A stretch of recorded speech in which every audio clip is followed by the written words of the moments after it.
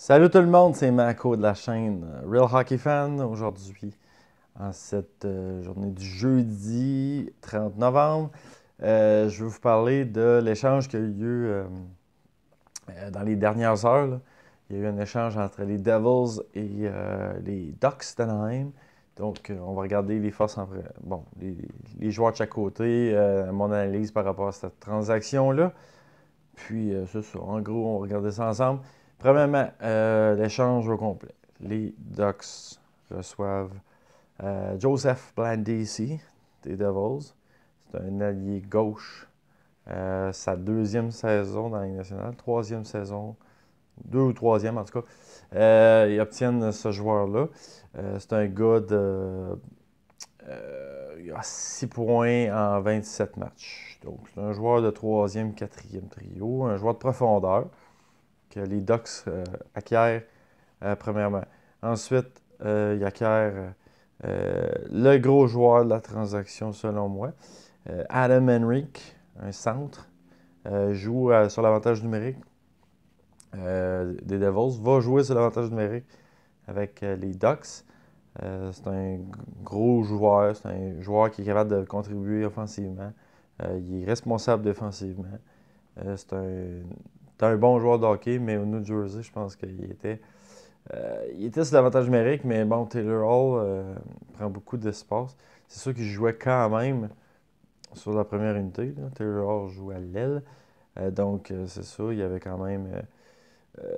C'était quand même un joueur qui était impliqué offensivement, mais il n'y a pas beaucoup d'atouts New Jersey, quand même. Donc, il va être content. Il va être entouré de plusieurs bons joueurs avec les Ducks. Donc, c'est une bonne transaction pour les Ducks. Quand même, tu vas chercher un centre. Là, il va jouer premier centre parce que les Ducks n'avaient pas le choix, là. Gatslav est blessé, Kessler est blessé, Rackle est blessé, une blessure mineure, mais quand même, ça fait 3 joueurs de centre que tu as blessés, donc il n'y avait pas le choix de bouger. Puis, c'est ça, donc ils ont été chercher un joueur de centre. Puis quand les blessés vont revenir, ben, Gatslav va prendre son poste, Kessler, puis Adam Henry va pouvoir jouer ce euh, troisième centre. Puis il va être efficace, là. Il va pouvoir même avoir des minutes en avantage numérique parce que dans le fond, Kessler joue surtout en désavantage numérique. Donc ça va être et Gatslav et Henrik sur le power play. Puis on va avoir Kessler sur le désavantage avec probablement Rackle qui va jouer quelques minutes. Rackle va se ramasser à l'aise sûrement. Du côté des Ducks, il va jouer sûrement avec Getzlaff et Perry ou bien Silverberg. Bref, il va être plus utilisé dans un rôle offensif. Donc, Rackle, ça va faire son affaire, il va être mieux utilisé. Henrik va avoir du temps de qualité quand même. Donc, c'est une bonne transaction pour les Ducks, vraiment. À court terme, pour pallier l'absence des 2 joueurs de centre, même 3 joueurs de centre. Puis, à long terme, ils vont quand même avoir une bonne. Ça va être balancé sur 3 trios. Donc, très bonne transaction. Puis, Blandesi, lui, va jouer sur un troisième, quatrième trio. De la profondeur encore là avec Henrik à long terme. Donc, ça va être une bonne chose pour les Ducks d'Anaheim. Donc voilà, ça c'est du côté des Ducks.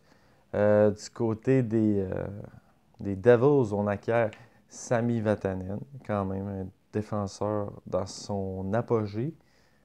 Défenseur qui va être excellent. Il est très bon offensivement, très bon pour relancer l'attaque. Il jouait sur l'avantage numérique avec Montour puis Cam Fowler. Donc, il se partageait l'avantage numérique à 3. Donc, c'était plus difficile pour lui d'avoir des minutes. Vatanen, quand même, excellent. Fowler, c'est le numéro 1. Puis Montour, c'est la vedette montante. Donc, qui est encore plus jeune que Vatanen. Mais bon, pour avoir quelqu'un, il faut que tu donnes quelque chose. Donc, ils n'ont pas eu le choix, les Ducks, de sacrifier un joueur de Vatanen. Un joueur de la trempe de Vatanen pour avoir les services d'un joueur de centre régulier dans la Ligue nationale qui a quand même bien fait. Puis en même temps, obtenu de la profondeur avec Blind DC. Donc, ils n'ont pas le choix de donner quelque chose. Du côté des... c'est ça, du côté des Devils, c'est une méchante bonne nouvelle. Au niveau offensif, tu régresses, vraiment. Parce que là, un joueur de profondeur de moins, c'est pas le pire, ça. C'est tu perds ton premier centre. Tu perds ton meilleur joueur offensif au centre. Ça va donner plus de temps de glace, c'est sûr, à Nico Hischier, qui lui va prendre plus de galons, va aller plus, va avoir plus de responsabilités. Peut-être que les Devils croient que dès le début, Hischier peut prendre le rôle. Donc ça va mettre quand même un peu de pression. Fait que j'ai de la misère du côté des Ducks. Je vois le move. On perd beaucoup en défensive, mais au moins, je veux dire, on s'améliore en attaque. Puis en défensive, on a quand même de la relève. Donc, mais les Devils, j'ai de la misère à comprendre l'astuce de la transaction. Tu te défais en attaque quand même. Puis en défensive, par contre, ça c'est très bon parce que là, on va chercher un joueur qui va relancer l'attaque. Tu avais juste Will Butcher qui pouvait faire ça. Là, maintenant, tu as Vatanen. Tu vas avoir un one-two punch.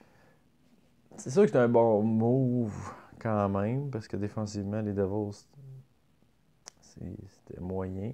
Quand même, Damon Severson, qui lui va écoper un peu, va avoir moins de temps. Donc, ça va certainement diminuer son temps de jeu. Mais bref, c'est ça. Dans le fond, ils sont gagnants. Je pense que les Ducks sont gagnants dans cette transaction-là, mais évidemment, on va le voir avec les années. Je me demandais pourquoi les Devils échangeaient Henrik. Parce que je me dis, bon, Henrik est peut-être juste fini, mais non, il a quand même des bonnes statistiques.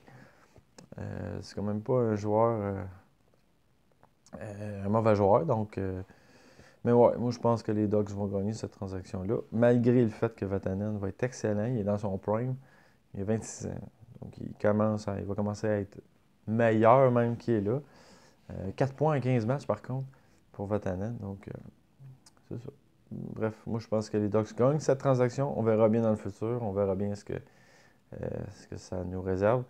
Mais bon, peut-être que les deux équipes ont vu des choses que moi, j'ai pas vues. Mais bon, que voulez-vous.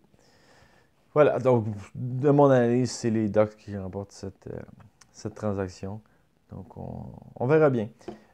Autre sujet, dans le fond, bon, le Canadien a fait l'acquisition d'Adam Cracknell, d'une fusion mineure. Bon, je voulais juste le glisser comme ça.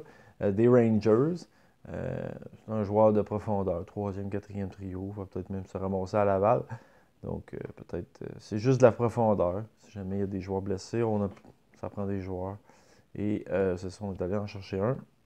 Comme ça, le Canadien avait quand même une bonne masse salariale, puis il n'est pas dur non plus à échanger ou à aller envoyer des mineurs. Donc, je pense qu'ils perdent au balotage s'ils font ça, mais bof. C'est pas un grand joueur, là, Cracknell. Donc, quand même, une transaction de profondeur pour Montréal. Voilà, donc c'est ça. Du côté du 30 novembre. Donc, voilà, c'est tout ce que j'avais à expliquer pour les transactions aujourd'hui. Donc, je vous invite à être là pour la prochaine vidéo, puis les prochaines vidéos, pas juste la prochaine, les prochaines. Abonne-toi à ma chaîne, partage la vidéo, puis mets un petit like si t'aimes ça à la fin de la vidéo. J'aime bien ça quand vous commentez, puis vous donnez votre opinion sur la transaction, sur n'importe quoi d'autre, sujet de la Ligue nationale ou pas. Bref, jasez, puis dites-moi ce que vous pensez, puis on se revoit plus tard. Ciao tout le monde!